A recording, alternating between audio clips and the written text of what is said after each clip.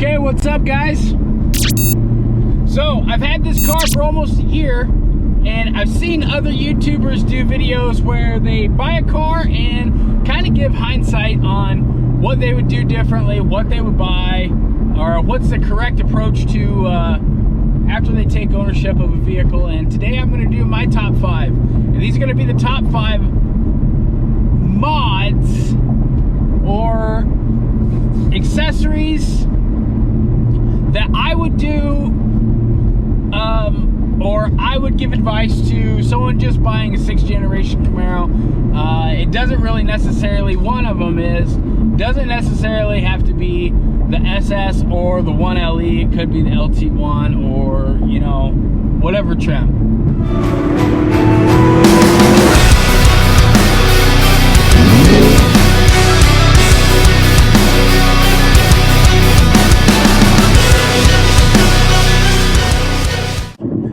So working backwards, number 5, my first mod that I would have to say is, if you're gonna buy the 1SS, which I recommend that you do, unless you feel like you need the blind spot monitoring and the parking sensors and all that stuff, which I don't really think that you do once you get used to the vehicle and once you get to know your car. But number 5 on my list is going to be the just catching up or buying the essential stuff that you would get from the 2SS package. And my 2 essentials that I really found that I was missing out, I'm not even really missing out, was the line lock and the 2-step, so launch control. So I bought a 2-step kit. It's sitting in the box. I'll show you right here. It's been sitting in the box forever, and that's kind of a testament that you really don't need it. I like the 1SS just the way it is. I wanted the V8, the manual transmission, and all the you know, the big fat tires, the magnetic ride, and the E-diff. That was my big thing. The Recaros are nice to have, but that was why I chose to go with the 1SS 1LE. There's a few other things, and I might do a video on that down the road. But definitely, I don't know how I would say it overall, just the stuff that you're going to be missing from the 2SS package. Number 4 is going to be the skip shift eliminator. And I think that's kind of maybe a duty of, if you're going to buy this car with a manual transmission, you're going to buy it new. I think that the person that bought it new and got the, you know, the gas guzzler tax break on it, I think it's kind of their responsibility to just, you know, it's a $10 part and it's so simple to install. But the skip shift eliminator, because that 1 to 4 shift, especially geared as low as this car is, it's kind of a pain in the butt, and I think it's almost a necessity. Why do people always have to follow me?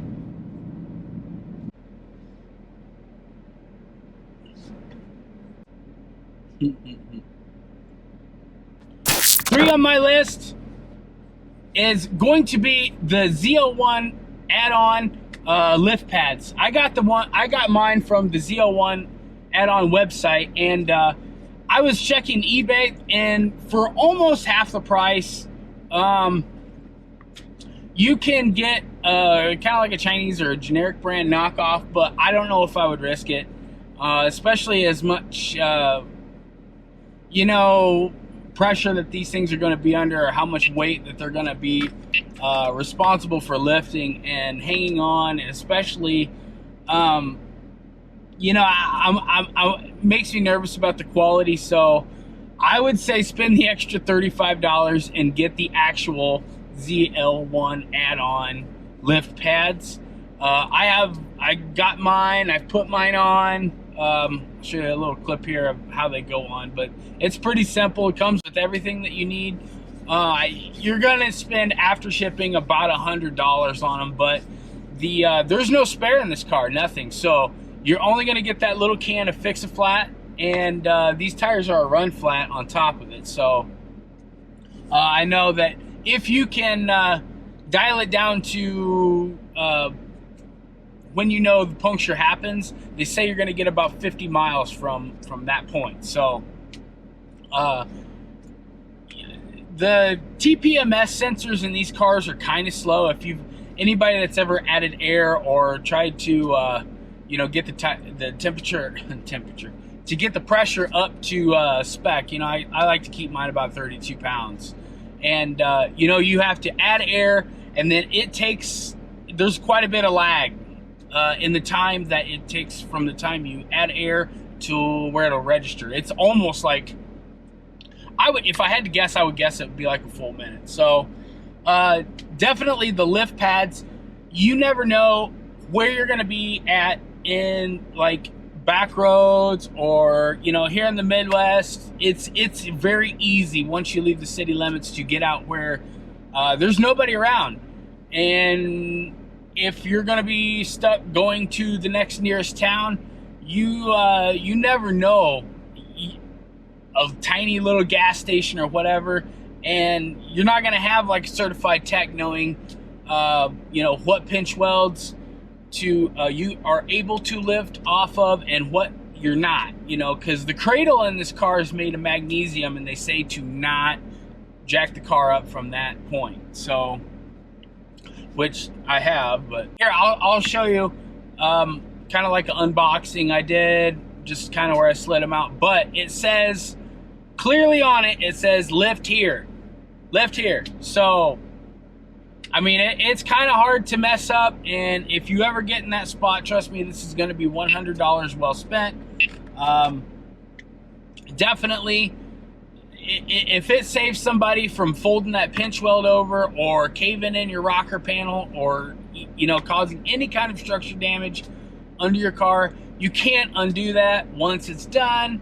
So I just spent $100 and kind of made it kind of foolproof for somebody. So there's a big red pad with a tapered point where it says lift here with an arrow. So to me, that peace of mind, knowing that I've done everything I can to try to help whoever's under there, or you know, help myself as far as keeping that pinch weld nice and straight along the frame, it's worth it in my opinion. $100 well spent. Number 2 on my list, and I'm realizing this more and more as I own this car, and this is a mod that I have not done yet, but it's 100% gonna be window tint, because I don't know what is like a tension magnet for this car. Maybe it's like once you add the 1LE package, I don't know. I honestly don't know, but people, the attention this car gets, and the attention is not drawn to the car. You know, everybody's, you know, staring me down, checking me out, and it's like, I don't get it, but it does get a little intense, and it's like, what the people need to chill out. So I would absolutely recommend getting the windows tinted on this car after you purchase it. Right there. It's like, you have to fucking stare me down. It's, the attention gets a little intense, but you know, you kind of ask for when you buy cars like this. So that, and you're gonna be able to keep the heat down. If you can find like a really good tint shop that sells tint film and backs it up with a lifetime warranty, you know, guaranteed to not bubble or have any kind of fading or blotching or anything, that's definitely well worth the money, and I promise you it'll pay off in spades. It'll also give you a little bit of privacy too. The privacy,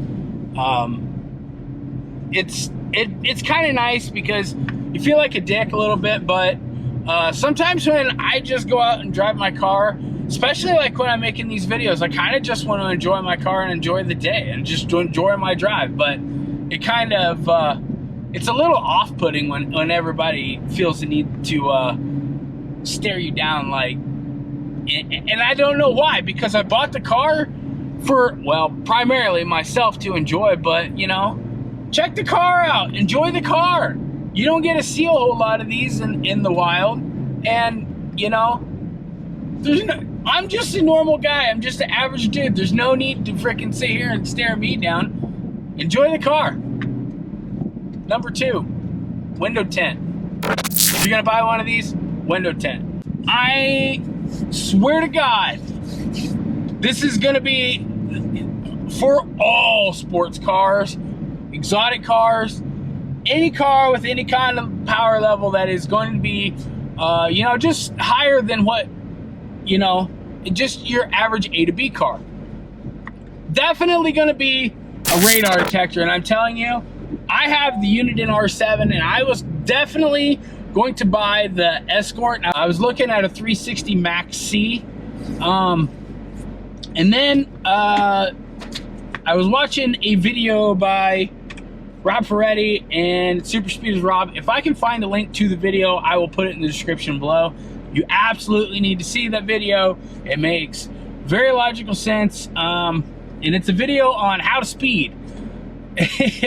And it's really not what, you know, it might be clickbait a little bit because it's not what it sounds like entirely, but it makes logical sense of how to pick out a radar detector and, you know, geographically where you live. If you're in the city, you know, you need to be looking at this, and, you know, if this is in your budget, or if I'm in the Midwest, so, I mean, as you can see, it's freaking flat. It's all like farmland, and it's just, I mean, there are certain points in the state, and you can see for miles.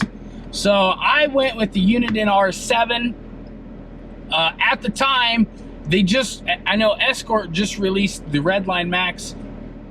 It's pretty impressive because it's showing a little bit longer of a range than the R7, but still the R7 does amazing. It has saved my ass so many times. It is, I promise you, the first couple times that you get on your car, or if you're speeding, or if you're going, you know what I mean, if you're doing dumb stuff, and this goes off, and then all of a sudden, you know, you see that trooper or whatever fly past you, I promise you, who cares if this thing is $1,000?